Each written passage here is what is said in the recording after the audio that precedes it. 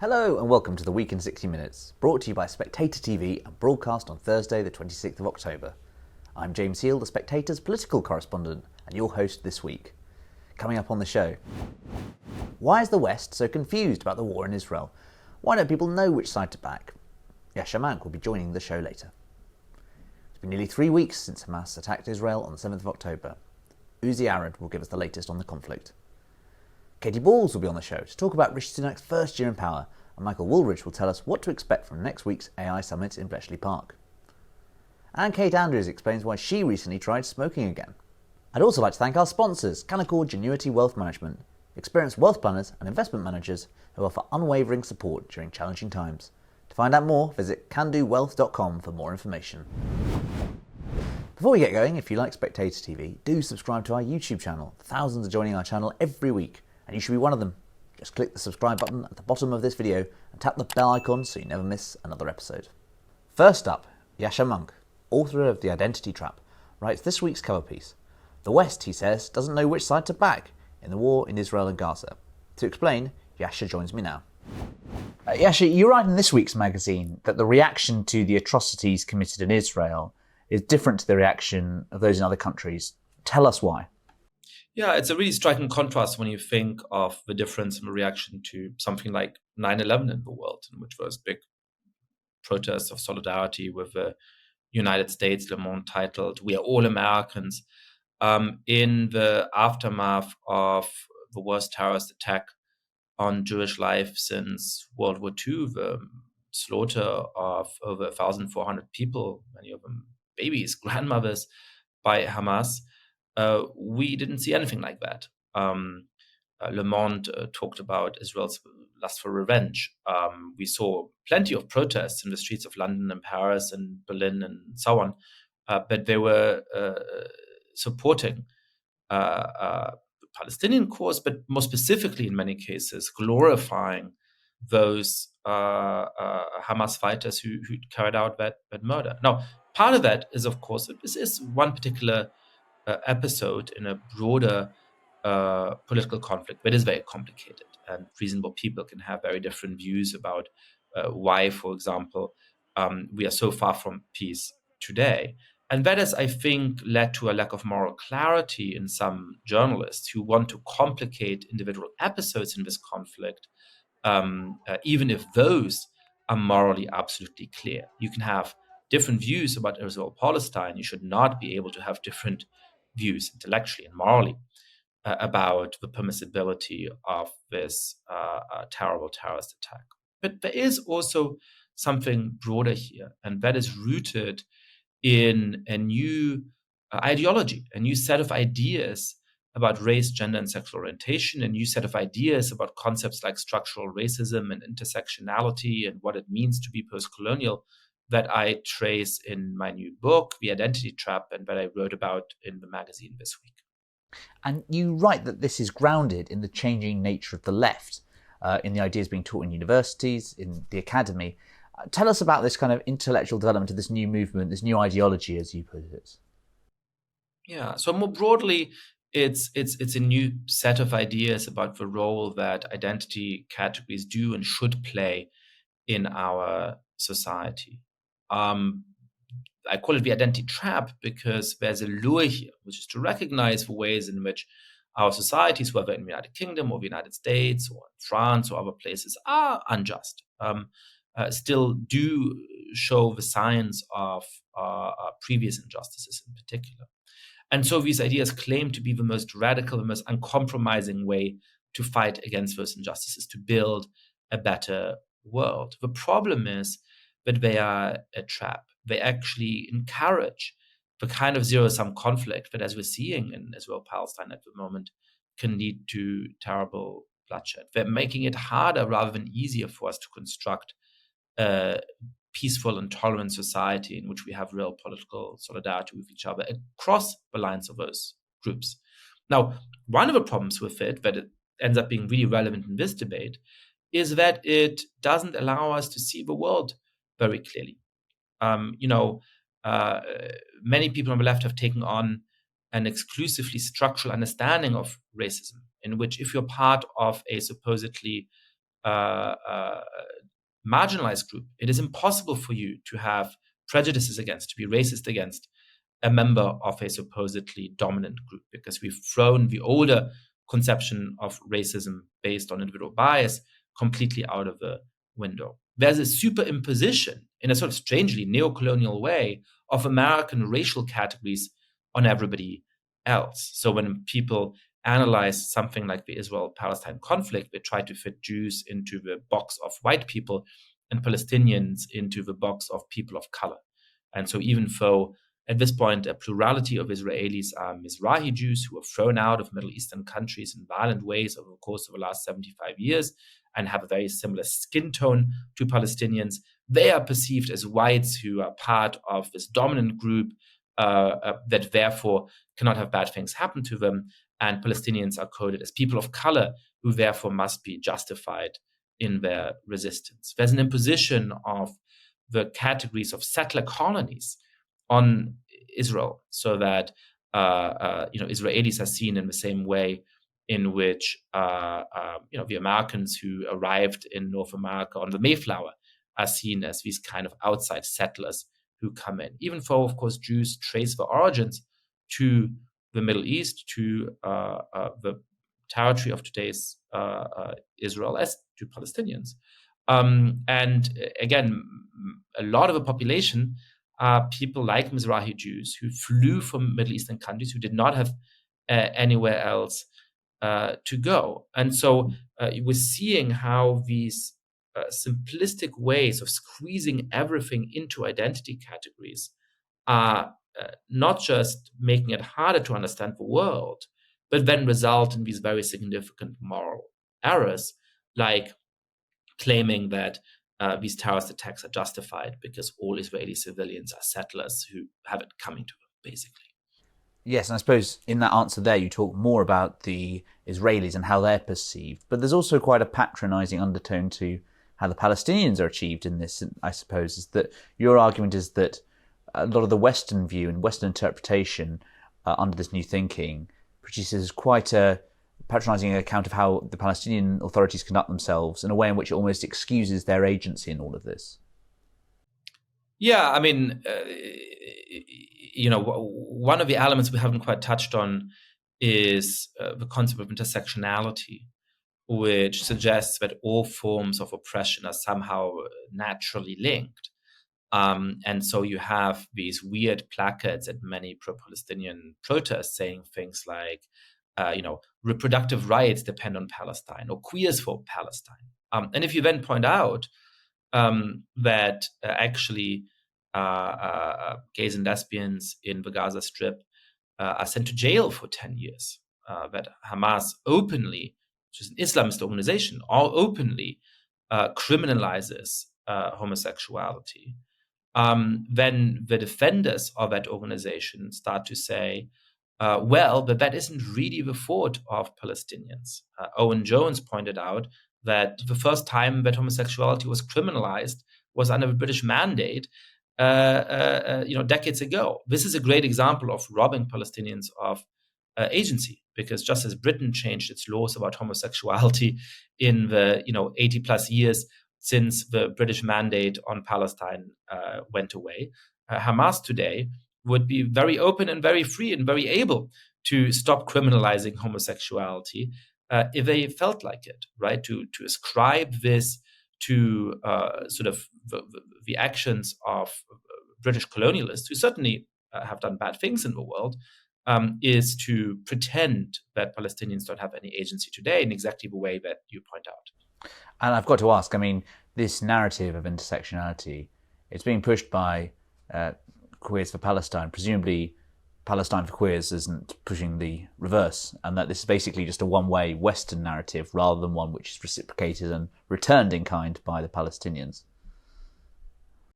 Yeah, I think that's right. And what's sort of interesting and strange about it is just how simplistic that view of a world is. The concept of intersectionality was coined by Kimberly Crenshaw to make a sensible point, which is that the discrimination, for example, that a Black woman might experience in the United States is more than just the arithmetic sum of the disadvantage faced by white women on the one side and like men on the other side. And that I think is true. But the way that concept has then been interpreted is to go well beyond that, is to say that if you stand at a different intersection of identities from me, then I can't really understand you. That therefore all forms of oppression are linked. And if you want to be an activist in good standing on one issue, like environmentalism, for example, you have to defer to and accept the political positions of all of these other groups as well. So to be a good environmentalist, you also have to have a particular understanding of feminism, and you also have to have a particular understanding of trans rights, and you also have to have a particular understanding of what sort of the right answer to the Palestine conflict is. And you're right that in a strange way ends up going in one way. But I think the more profound error is that the world is just more complicated than that there can be groups that are allies in one context and not allies in another context. That groups that perhaps have experienced real disadvantage and marginalization in one context, nevertheless want to turn around and oppress and marginalize others in a different context. And you make the point, of course, that we're going to see these dynamics only become more inflamed and intensified in the coming weeks. And you reference in your piece this letter signed by 1,700 sociologists. So are you expecting that as the conflict continues, and potentially we've discussed elsewhere on this show about having a ground invasion, do you think this is only going to become more and more of a theme in the West's left arguments? Yes, I fear so. I mean, we've already seen how this conflict has not just claimed the lives of a lot of innocent people in Israel and in Gaza. But, and this is less important, but significant nevertheless, we've seen how it's led to these very nasty fights in Britain and the United States and elsewhere. We've seen institutions respond in a very cowardly way to the initial Hamas attack.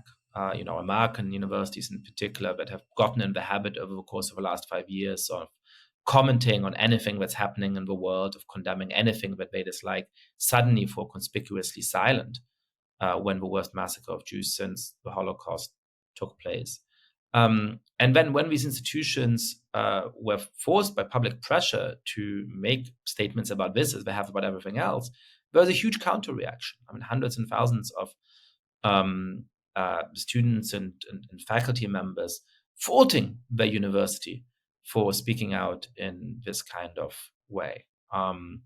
And I fear that as the conflict in the Middle East looks set to escalate, that war on campus and in many other institutions is going to escalate as well.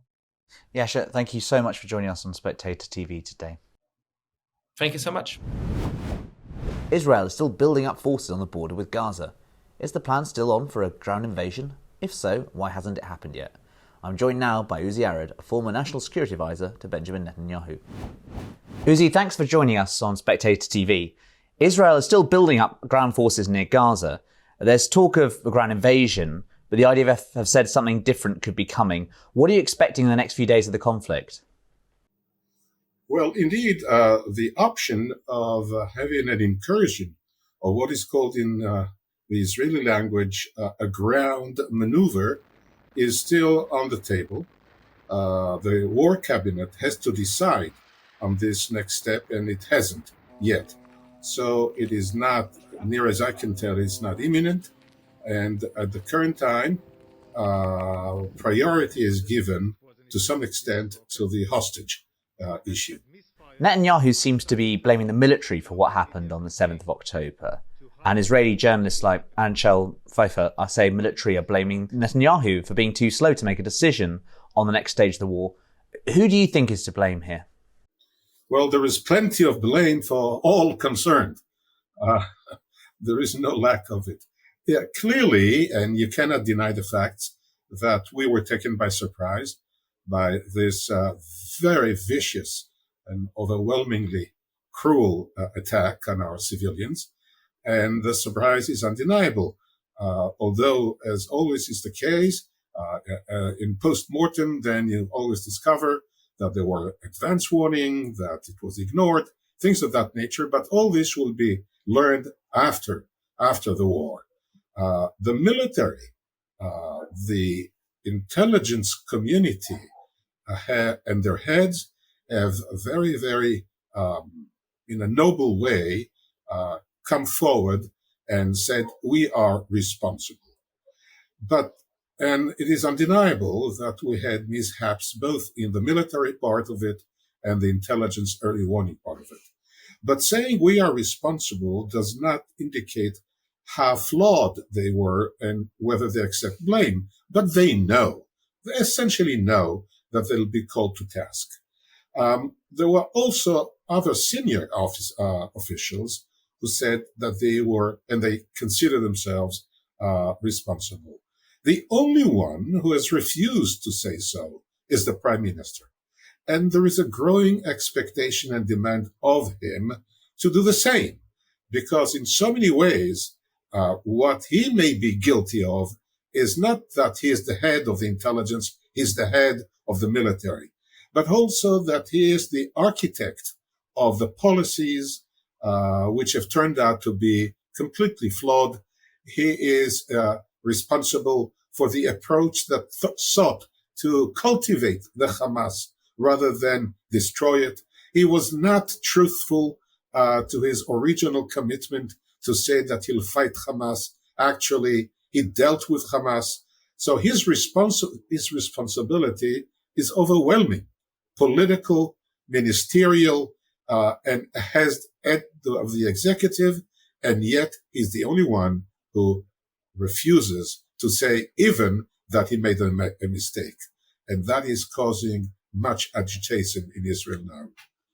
So given that agitation, given that responsibility, do you think once the war is concluded, that will be the end of Netanyahu, a politician, of course, has been written off many times before? As I said, he was already in a very risky position before this huge event, because he's been standing trial for corruption charges. He's been fighting his own efforts to rid himself of this thing led to what was called the judicial reform, which was hotly debated. And I told his national security advisor days before this recent Gaza attack that he has the most difficult job I can remember as head of the NSC, not only because his prime minister is beleaguered by so many accusations, but because he essentially functions like a lame duck. He was a lame duck beforehand. And with this blow, in historical terms, he's essentially finished. Talk us through the war cabinet. How much do we know about the discussions going on inside that and the different positions adopted by the members of it? Well, we've established this new setup, which we call the war cabinet, so as to have more than one or two people managing the war itself, the management of the war. Because the full cabinet, the cabinet is the one which is authorized to make decisions.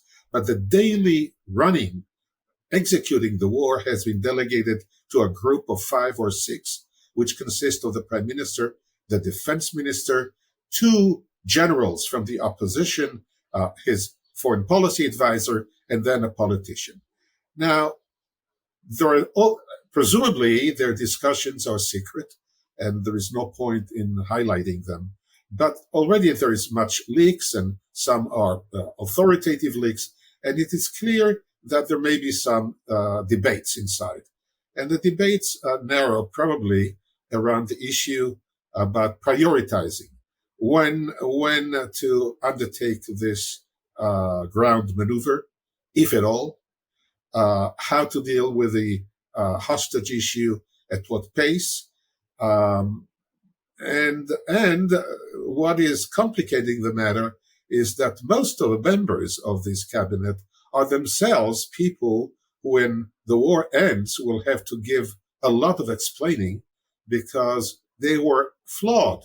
And it is not an easy psychological, political, even ethical position to be, to manage the war when you have this kind of burden on you. Yet they have to do it, and presumably they are doing it.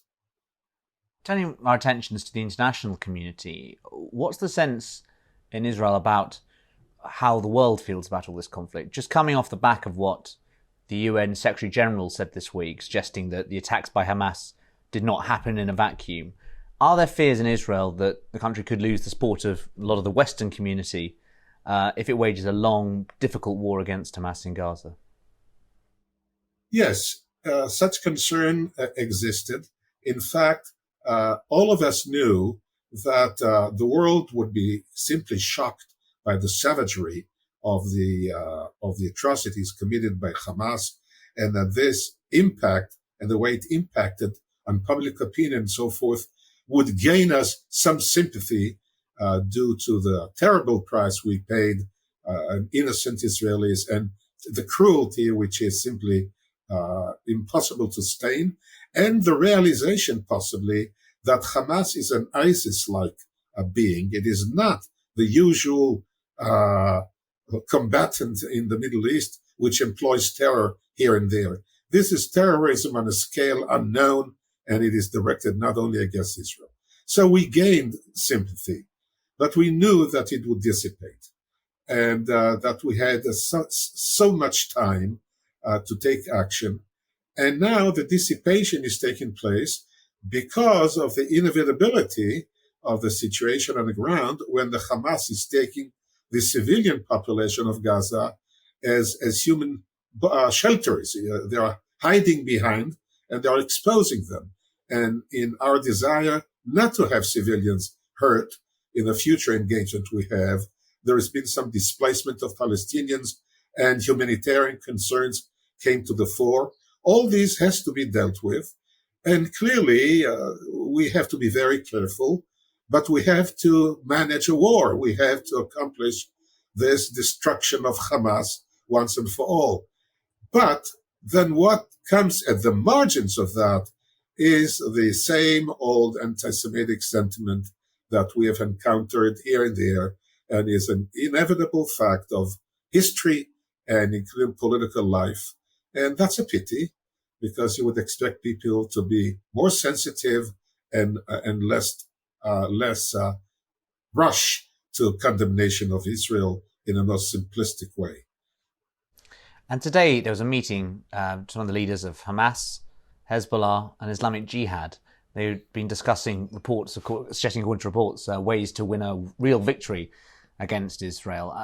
How concerned are you about the potential of Lebanon to get involved in all of this and another front opening up in the war against Israel? Well, that too could have been expected, that with this relative success of Hamas, just like the relative successes of ISIS at the time, when they overran the Middle East and had accomplishment, it was expected that some would either exploit the situation for their interest. Could it be Hezbollah? It has its own, and other radical extremist, Muslim extremists and so forth. And it is a problem because they may perceive that Israel's military alertness had subsided and they may be tempted. It is against that the US president delivered essentially his ultimatum. And he said it very, very clearly. He said if there were any third parties hinting at Hezbollah, possibly elliptically also at Iran, should there be any third party which would seek to exploit this moment and to intervene, thinking that it is an opportunity, they shouldn't. And I think that this phrase, that they shouldn't, hinted that they may have to pay a price. This is what we have to do to bolster our deterrence, which had been damaged. And so should we. If anybody would seek to exploit it, well, they will have to confront the residual capacity of Israel to act, and our residual capacity is not negligible. You mentioned their third-party actors, third states involved in this. Yesterday, Saudi Arabia brought down a missile we think was either Iranian or Yemeni aimed at Israel. How is the relationship between Israel and Saudi Arabia in light of everything that's happened? Well, I can't really tell because things are very fluid and I don't know what transpires in negotiations. But clearly the Americans, in their very active diplomacy here in the region, and not only the Americans, Europeans, maybe your country as well, and so forth, have been dealing with all parties in the Gulf, all concerned parties, each seeking their own interest. But what is now becoming clear, however, that in regional terms, we are essentially confronting, let's say, the Western group of nations, but it's not only Western, confronting a bloc of radical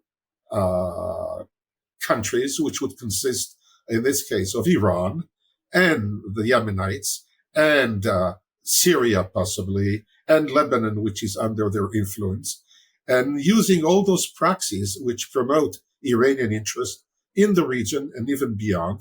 So it is a semi-global contest, and they are on the offensive. They would probably activate, may not do so in a grand offensive, but they are expected to move more aggressively all over the region. And this is a problem that we will have to confront, those of us who are allied on the same side. And Qatar has played a role in mediating for the Israeli hostages. But of course, for a long time, they hosted Hamas's leadership. What is your perception of Qatar in all of this? I mean, they've got a huge amount of investment here in the UK, strong ties. How is Israel reacting to what Qatar's involvement has been? Well, Middle East politics are Byzantine. Historically, they always have been. And now, with all those complicating interests, some of them become very odd bedfellows. But Qatar is the most perplexing of them all, because in a way it is dancing on all camps. It is not wholly evil, but it is not wholly good, and it is playing its own games in so many ways. Qatar, by and large, had been financing this buildup of Hamas, and it is bankrolling it. And in that sense, it should have been considered a negative presence. But at the same time, it is in contact with others and with us too. Here and there, they serve the useful service of being mediators or bridges. And that function is not unimportant. At this very moment, the Israeli embassy chief even went public thanking the Qatari government. So I think this would be our approach. We would want to see Qatar less involved on the bad side, more involved on the good side, but its game is still very complicated. Uzi, thank you so much for joining me today on Spectator TV.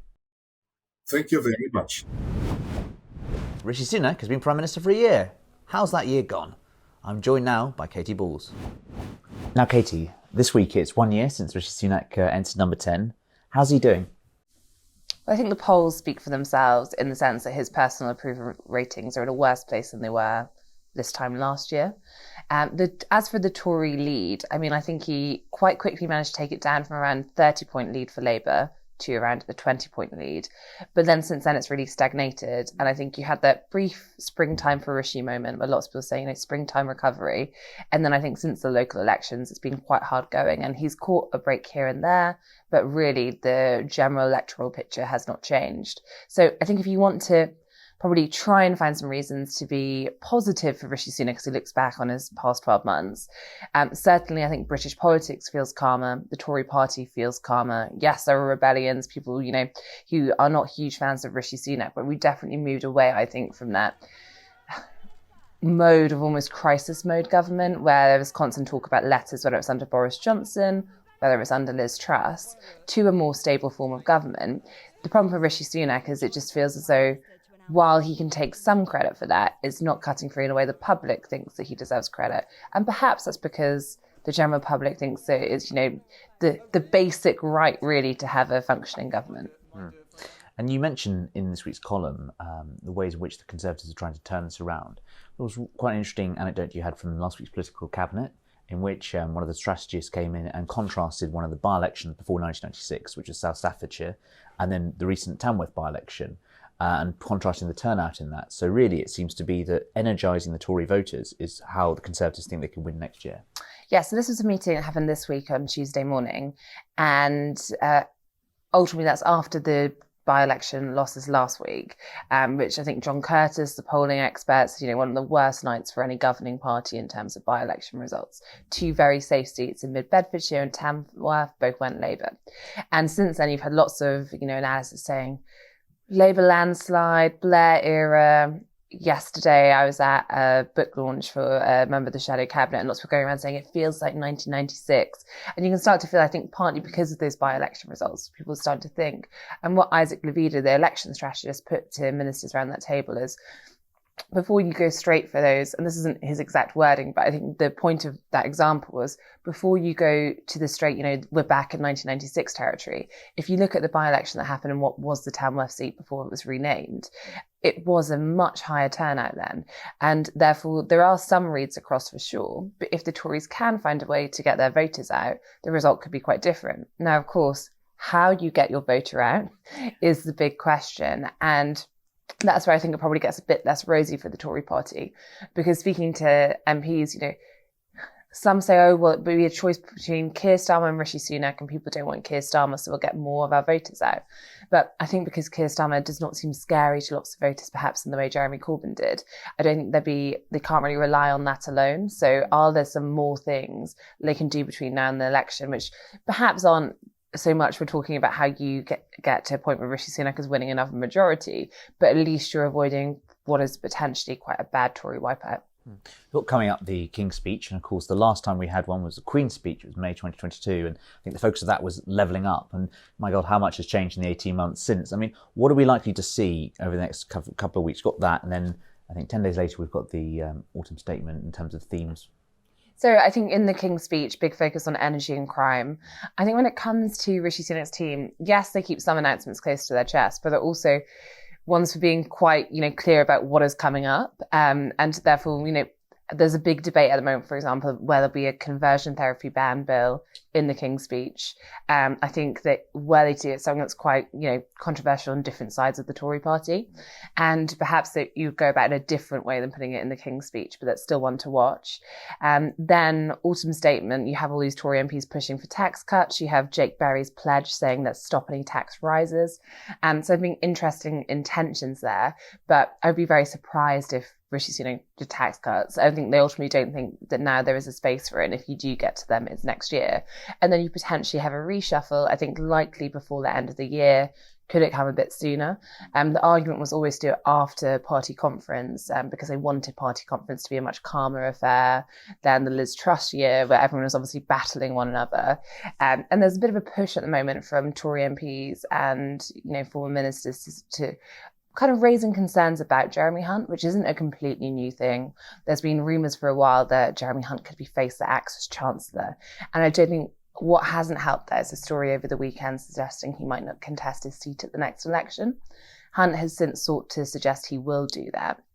But I think the combination of a few of these things means that you're hearing not just, I would say, from the right of the party, but in these conversations increasingly people are saying, it's not like I have a problem with Jeremy Hunt. I just think that if cost of living is going to dominate the next election, we need someone full of energy, very focused on comms and getting their message out there.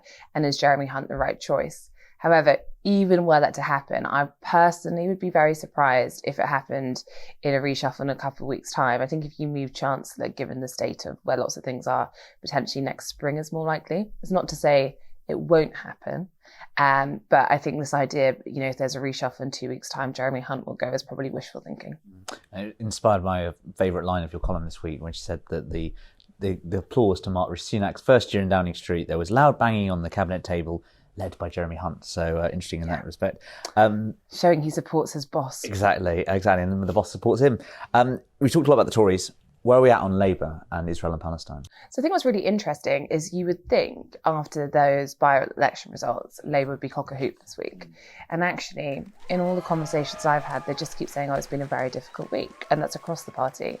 And it all goes down to Israel-Palestine and a row that's been slowly building over the past couple of weeks about Keir Starmer's handling of the conflict. Now, at Labour conference, I think both you and myself, James, would say on our podcast, wow, look how united the Labour Party is. No one's, and we had our colleague John, I think, go to every single Israel-Palestine event just to see if there was, Labour disunity, but they held the line. Where it started to go wrong for Keir Starmer is he gave an interview to LBC at the conference where he was asked about, you're saying Israel has a right to defend itself. Does that include Israel cutting off water and electricity to Gaza? And in the interview, he appeared to suggest that it did. Since then, he sought to clarify the comments to suggest that's not what he's meant. But he's lost, I think, over 25 Labour councillors now. On Oxford Labour Council, there's not even a majority for the Labour anymore because they've lost so many. And there's lots of discomfort, I think, in the Labour Party, parts of the shadow cabinet potentially too. He went to a mosque, I think, as a way to try and calm tensions and put out a statement. It backfired, and the mosque, I think, in a statement from them, it seems as though those present felt that almost they're being used for a bit of a PR opportunity, as opposed to hear their real concerns. And now, you're hearing some are on resignation watch. Now, we might not get to the point of actual resignations, but the fact Keir Starmer's had to meet with some of his Muslim MPs to try and explain his position, I think does point to trouble ahead for him, because the feeling amongst these MPs is that he's got the balance wrong and he is not being supportive enough of Palestine. There is a balance to be struck. And therefore, you have a situation where Muslim voters could just not turn out for the Labour Party. You could also, split parts of your party. And ultimately, this conflict is very likely to get a lot worse. If you think about the coming weeks, the fact there's not been a ground invasion yet, something that the Israeli government say they are still planning to do. And I think that will further test Keir Starmer, trying to, on the one hand, show support for Israel, to show that, in the past, the anti-Semitic allegations against Labour are no longer the case, but also showing that he can be, a humanitarian voice and compassion for the people of Palestine. And I think that is going to get harder and harder to do. The one ray of light, I suppose, for Keir Starmer politically is America have now also talked about, temporary, not a ceasefire, which some in this party want, but temporary pauses to allow aid, and the UK government will tend to follow the US line. Keir Starmer wants to sound in sync with the US and so forth on this, but I don't think it completely gets him out of the bother he is currently in. Thank you, Katy, for joining us on SpecTV. Next week, the UK will host an international summit to discuss artificial intelligence. Is there a way to develop the technology without endangering the human race? I'm joined now by Professor Michael Wooldridge from the University of Oxford. Mike, next week the UK hosts an international AI summit at Bletchley Park. Before we get on to that and the purpose of the summit, what did you make of Prime Minister Rishi Sunak's speech today? I think it was a bold and an ambitious step for the UK. I think it's interesting that it's the UK that's taking the lead internationally on AI safety. We've historically always had a very strong AI presence in terms of research in the UK. Of course, we have world-leading companies like DeepMind based in London, the founders of artificial intelligence, and a lot of the main movers and shakers historically have been UK-based, going all the way back to Alan Turing, which of course is the Bletchley connection. But great to see the UK taking the lead on AI safety as well. And looking ahead to next week's summit, what do you make of the chance of that having some success in trying to get a global consensus around all this? It's going to be a challenge. I think there are many complexities with contemporary artificial intelligence. One of the most problematic areas when dealing with AI is that actually it's very difficult to predict where you're going to be in 2 years' time. There's a huge divergence of opinion within the AI community about where the technology is going and how quickly it's evolving. And so it's just very difficult to know. You're trying to formulate plans in an area where there is just huge uncertainty. But I think if we can agree some key principles and get some common consensus around the idea of moving forward on AI safety, then that will be a starting point. Rishi Sunak was asked today about China and obviously extending that invitation to China. We don't know for the next week's summit. We don't know yet if China is going to accept it or not. But to what extent is there a different conversation going on different parts of the world around AI? Obviously, we've discussed today about what the UK is focusing on in terms of safety, and we're pretty familiar with what's going on in the US. But how are China and other countries around the world getting involved in the AI discussion? So everybody's talking about regulation, and even though we use the same words when we talk about regulation, they mean different things in different parts of the world. So, for example, in the US, when the regulation is very driven by the need to support innovation and protect innovation, and lightweight regulation if it's required. Whereas in the EU, for example, the proposed regulation is very human rights driven. It's very driven around protecting our data, and so on. So there are different models, and China, I think, is signaling its willingness to engage, and I think that's really good. Formulating a one-size-fits-all set of regulations seems to me to be a little bit implausible. I'm not a politician, so I don't have to try and make that work. But I think we might have to accept that different parts of the world are going to look at the problem in different ways. But I think for the liberal democracies of the world, taking the lead on protecting our rights, ensuring as much as possible that AI development is done safely and responsibly, I think those will be good steps forward. The UK set up this AI task force modelled on Kate Bingham's COVID task force. What do you make of that? Is it the right approach? So I think my guess is that the response to use that model was really driven by the fact that things are just moving very quickly. And with the vaccine task force, the whole point was just, look, let's not follow the normal civil service models of how we set things up, because we've just got to move quickly. And I think that seems to me to be the rationale in this case.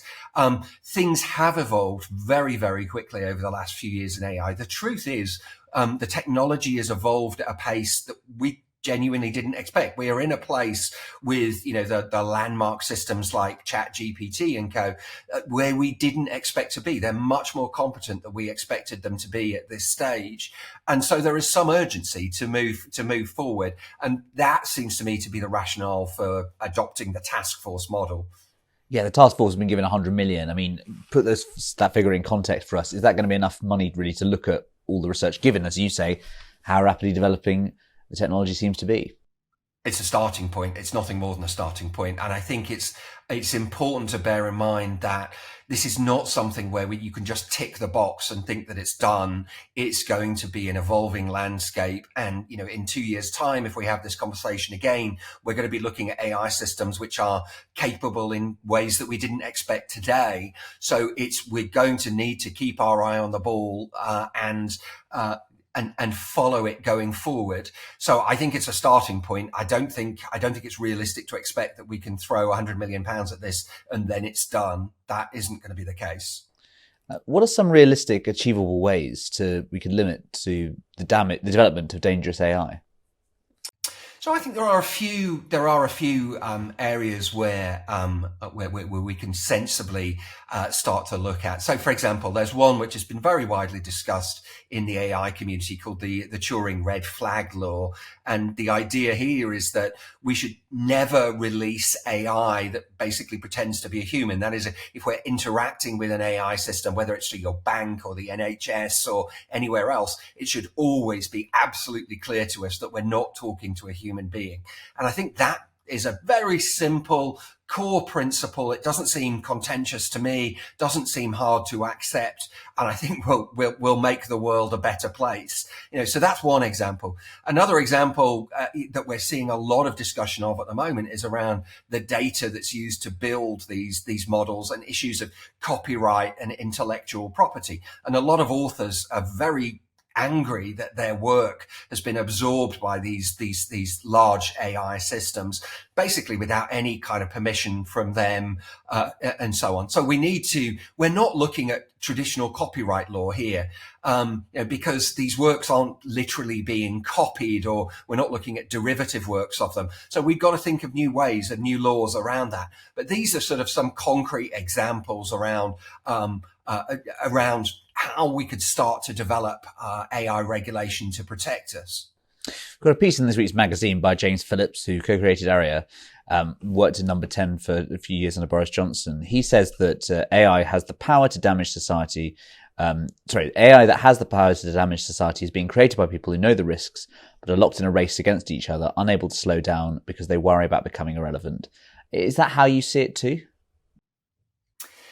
So I do think we need to take Silicon Valley pronouncements about how amazing they are with a little pinch of salt. I mean, these companies have a very big interest in bigging up what they do and telling us how amazingly powerful and cool their technology is. So we do have to filter these things a little bit. I think he is absolutely right in the general gist of his argument that we are at a point now where regulation is going to be required. I mean, I think that is accepted.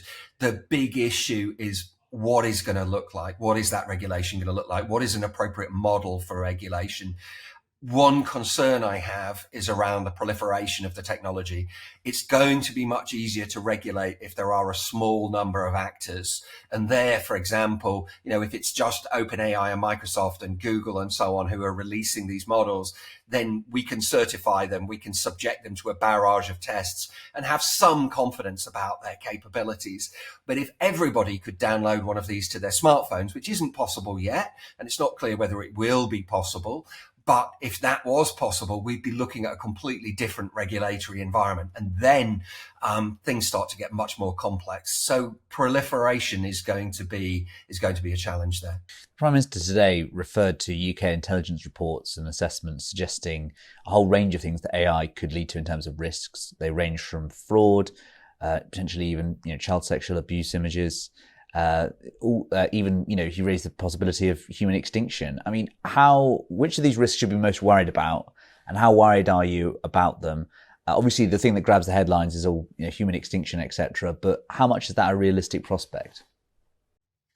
So I think let's separate out two sets of issues. There are some which I think are absolutely uncontentious, that are immediate, that we're looking at right now. So what are those? So for example, we've got elections coming up in the UK and the US in the next 18 months. One really big risk is that social media in particular just gets flooded by AI produced disinformation.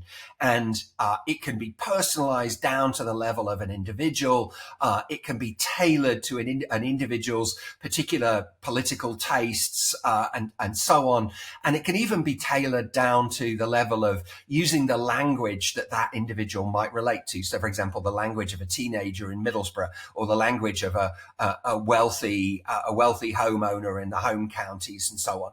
And I don't see at the moment any genuine barriers to prevent that happening. The technology is there. It genuinely exists right now. AI can do that. We can do sentiment analysis on people's the views that people express on social media. And then we can use AI to generate disinformation directly targeted at them.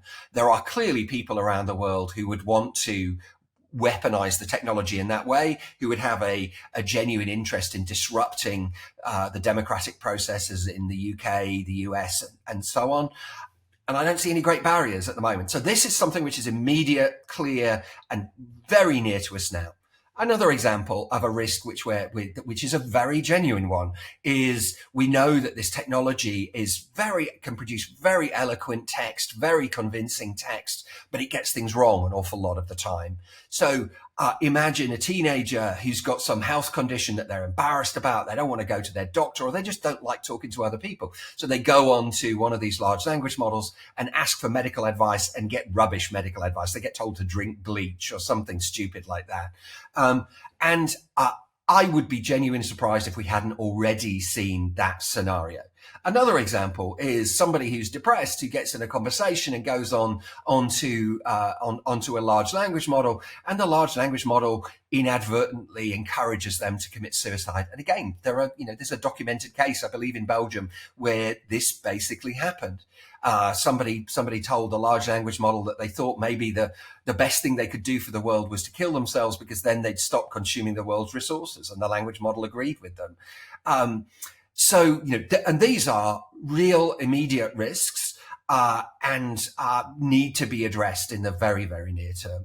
There's another one that the Prime Minister referred to, and indeed government have referred to a number of times, which is a very immediate one, which is the risk of cyber attack. So what does that mean?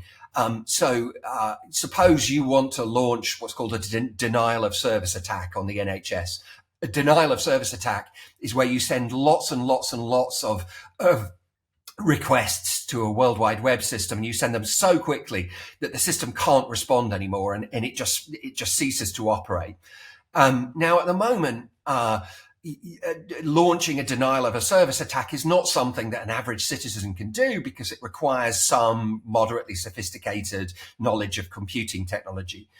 But powerful AI potentially makes that capability accessible to everybody, and it means that all of a sudden, you can have some malicious actor who's handed the capability to launch a denial of service attack on the NHS or their bank or some other government services and so on. And so this is where AI is making possible a whole range of abuses that simply weren't possible before. Those issues need to be challenged. And while I do believe that the providers of this technology genuinely would like to prevent those abuses from happening, at the moment, the sense I have is that they're patching their technology by applying gaffer tape. That is, somebody finds a way of persuading a large language model to tell people how to build bombs. And so the company comes in and fixes that one specific flaw in their system. But all they're doing there is the scientific equivalent of applying a bit of gaffer tape whenever they see holes in the technology. We need much more fundamental research into understanding how to limit those abuses. And I hope that's what the AI Safety Institute that the Prime Minister announced this morning, I hope that that's the kind of thing that they will be addressing. Mike, thank you so much for joining us on Spectator TV. And finally, Kate Andrews writes in this week's magazine that she has tried smoking again after nearly a decade. To tell us why, she joins me now. Kate, you write in the magazine this week that you recently had a cigarette for the first time. Tell us why you did that. It was the first time in 10 years, and I've never been a smoker. I decided on my 24th birthday, so 9.5 years ago, that as a libertarian I should give smoking a proper go, which was a bad idea, a really stupid idea, and my body agreed. I got violently ill and haven't really had a cigarette since then. It's never something I've been that interested in doing. But government policy is proving so effective, but perhaps not in the way that they were expecting, that it has changed my behavior. Very soon after Rishi Sunak announced at Tory Party conference that he was going to usher in a smoking ban for the next generation of adults, I decided that liberal sentiments weren't enough. Action needed to be taken. And I happened to be in Paris, and I bought a pack of Vogues, and I had a cigarette. So you were truly living your principles. The point of being a small L liberal is that you think other people can live differently from how you live. That is the principle. And I do try to practice that. And I go into some points about myself in the magazine, which are a little bit embarrassing this week, about how truly pathetic I am. Giving some examples, I had to switch to decaf coffee a very long time ago because caffeine gives me the shakes. When I was 19, I had a joint with a friend, and my poor father had to come pick me up because I was hysterically crying, having a panic attack. He laughed at me the entire way home. As I said, cigarettes don't agree with me. I do drink, but I've never tried to test that past moderation, and genuinely to this day, sometimes if I have a multivitamin, it's a toss-up as to whether or not I'll be sick if I've had it on an empty stomach. It is completely embarrassing. So I'm desperate to be rock and roll. I'm not. I'm fine for other people to live their lives pretty much any way they want if they're not harming other people. Do I want people to smoke? No. Is smoking bad? Yes. Is it dangerous? Yes. And the youngest generations really seem to understand this. Smoking is at an all-time low for them. It seems like it was being phased out anyway by personal choice. Gen Z, even millennials, everyone recognizes that this stuff is really bad for you. My huge issue is politicians stepping in and offering up nationwide bans on things that, are bad for you, certainly, but I don't think are any of their business. And I think it's a huge overreach, perhaps the biggest we've seen in 13 years of Tory government so far. And that's saying something, because they really have been cracking down on fun. Yes. I think just the other day I saw a list of laws that were passed banning certain things just between 2012 and 2014. I'd hate to work out how many things that were legal in 2010 are now illegal now, 2023. Why do you think that of all the levers the government can pull, so often it seems to be banning things like this? It's a great question, James, because they love to use the word freedom when it suits them. They love to bandy about that word. They like to say that they're the party of freedom and free choice. But ultimately, when you actually press them on this, we see that they are more inclined to ban. And I think very often it's a sense of doing something. But I do point out in the piece that, I think Rishi Sunak really does understand the concept and also the flaws of modelling, because when he was Chancellor during the pandemic, he was one of the best ministers on this. He recognized that a lot of the assumptions going into those models from SAGE were faulty or not quite right. He wanted to see different scenarios. He could not believe that cost-benefit analyses weren't going on. If we look at the models that are being used for the smoking ban, it's a lot of the same tricks. It's faulty assumptions going in. Every scenario makes the assumption that this policy is needed to eradicate smoking. Again, this doesn't line up with the current trends that we're seeing. And to me, this is it's an incredible kind of state overreach when we're not talking about children. Ministers are very clever with their language at the moment. We don't want 14-year-olds to smoke. Of course we don't want 14-year-olds to smoke. They shouldn't be smoking. They're not legally allowed to buy cigarettes. No one's changing that. No one has changed that. We're talking about when those 14-year-olds are 40, when they're 80. What are they allowed to do? And we might have our opinions about what we'd like them to do. I'd love them to be smoke-free. Are we allowed to create a second tier of legal rights for adults? You and I will have different rights from those future grown-ups, and I'm really uncomfortable with that. Yes, and I mean, the real banter scenario for this is that it goes to the ECHR, European Court of Human Rights, and potentially could strike it down on the grounds of, is it fair to discriminate for some citizens have some certain rights and others not? There are a lot of things that could go to the ECHR at the moment, James. It's a big topic right now. But I don't know, this just made me so angry to see a Tory government that there's so much to be done right now. We need homes. We need some serious planning reform. We need to tackle the tax burden. We need to tackle spending. And I never thought I'd see a day where HS2, or a huge part of it, was scrapped, and I wouldn't be celebrating. But the fact that the rabbit out of the hat in that same speech was the smoking ban made it near impossible, because the narrative was just so confused. I didn't really understand what was trying to be achieved here. It was a policy that no one's been asking for. It seemed more like a pet peeve that needed to be tackled. And I wonder to myself, if you create a playbook for tackling your pet peeve, what might other ministers and other parties decide to use that playbook for?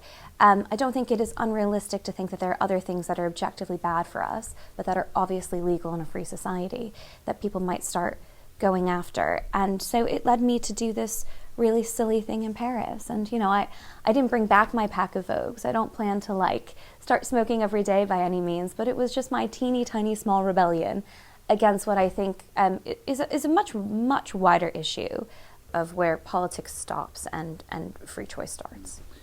Of course, the critics will say, you are standing athwart history here. Only 24% of the British public agree in that they oppose a smokeless generation, banning cigarettes at a certain point.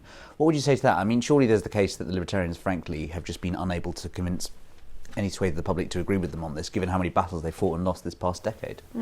Well, look, I suppose what I would say to that is that I'm not advocating smoking, right? In any way. I'm doing the opposite. But you're advocating the right to choose. I'm advocating the right to choose, and that right to choose applies to smokers. That is one teeny tiny fraction of a personal private choice that people might make every day. I believe in your right to choose anything you put into your body. I believe in your right to choose your own drink. I believe in your right to choose your own partner. I believe in your right to have kids, to not have kids. I believe in your right to walk down the street unharmed. I believe in all kinds of rights. And some of those things, we might all agree are good. A lot of those things will be contested. 25% of the public wanted nightclubs to be shut permanently after the pandemic. There are a lot of people out there that will have varying degrees of what they think is good behavior and what isn't. I suppose this is exactly my point. When you have politicians based on their own preferences determining what they're going to ban and what they're not going to ban, you're in very dangerous territory. So this is not in any way about advocating for one lifestyle or another. It's saying if you're not harming other people, should you be allowed to do something? And it's, should be very well noted that smokers and drinkers more than pay their way when it comes to the health service. The taxes that we've brought in, which, by the way, I don't think every tax is spot on, but quite right that people pay for the negative externalities there. Every tax that we've brought in means that smokers and drinkers are more than paying their way. I think it's hard to argue that these people are actively harming other people, particularly when it comes to the NHS. And that's, I think, one of the biggest arguments used by government. So this is not about condoning smoking in any way. I very much hope, as a non-smoker, 99.99999% of the time, that the next generation is smoke-free. They seem to want to be. I just want that to be a choice that they make. I want them to proudly stand up and say, yeah, we're rejecting this thing that's bad for me. Don't want a politician doing it for them. And I certainly don't want a longer and longer list of what we can and cannot do. It's a final question, Kate. Are you going to carry on with your smoking habit now? I think it's really unlikely, James, because once again, I responded badly to substance. I had the cigarette, it felt sharp in my lungs. It tasted great. It was a real mixed bag experience. I passed out an hour later, so it's just not for me. Oh, well, thank you for recovering and joining us today on Spectator TV. Thank you. That's it for this week. Once again, if you enjoy Spectator TV, do subscribe to our YouTube channel. Just click the subscribe button at the bottom of this video and tap the bell icon so you never miss another episode. I'd also like to thank our sponsors, Canaccord Genuity Wealth Management. Canaccord are experienced wealth planners and investment managers who offer unwavering support during challenging times. Visit candowealth.com for more information. Thanks again for watching, and do join us again next week.